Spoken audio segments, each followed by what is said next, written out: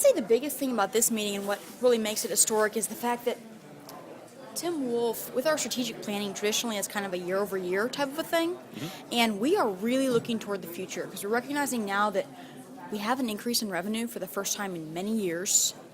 We have a huge shift in staff, as you've just seen. Our Vice President of Finance, she's been an anchor for 12, 13 years, about 15 in the system as a whole. We have a huge shift in staff, and we're bringing lots of new leadership in.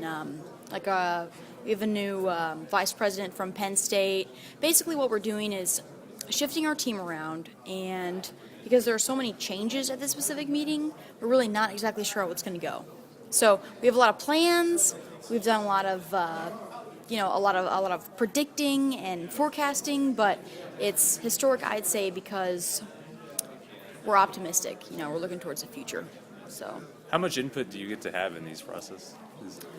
I don't have a vote, but I honestly don't think that matters at this point. If the students want me to have a vote, that's fantastic. I'm all for that. But I really feel that with this board and with the curators that have left while I've been on the board,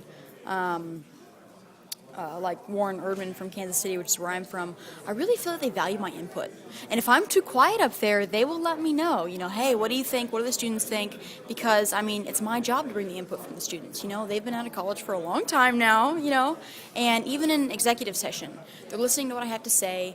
And on the flip side of that, that means that I have the responsibility to talk to the students. I have the responsibility to be that liaison between the board, the decision makers, and the students who are really most affected by the decisions we make. So I feel like they really value my input, which is awesome.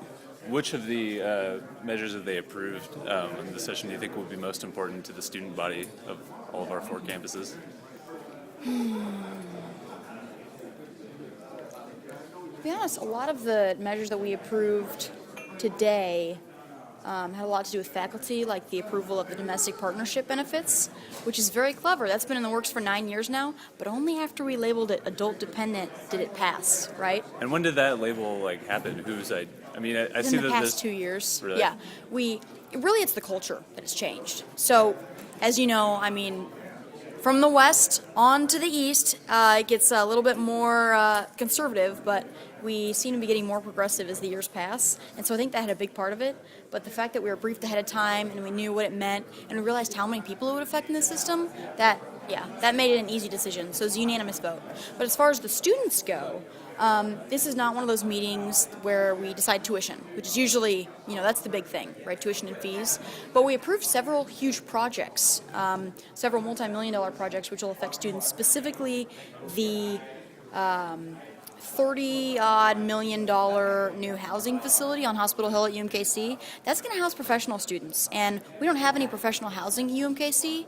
So to have 250, almost 300 beds on that campus that's separate from the main UMKC campus, they're a couple miles apart. That's going to be huge because that's something we haven't even ventured into before.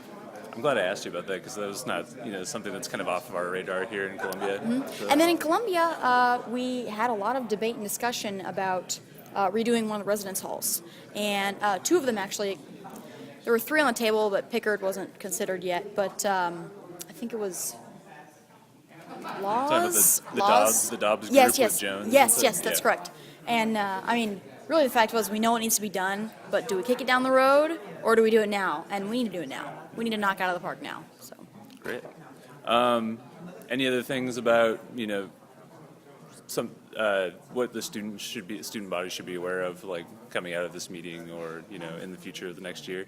You said that this was not a meeting where you would decide tuition increases or anything like that.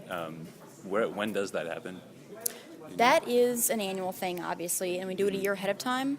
And we usually do it January, February meeting. Okay. And we do it over several meetings. We only obviously we decide eventually, but in the meeting or 2 meetings before that, we talk about the figures and talk about why we're doing it, and it's not just something that's made at one meeting, snap your fingers. So. Did you know will tuition increase in 2014? See you later, Dan. It always increases with the cost of inflation. Okay. Yeah, and that's just a given. But as far as the tuition increase, because we did get more revenue and we are getting this performance funding, I can't say.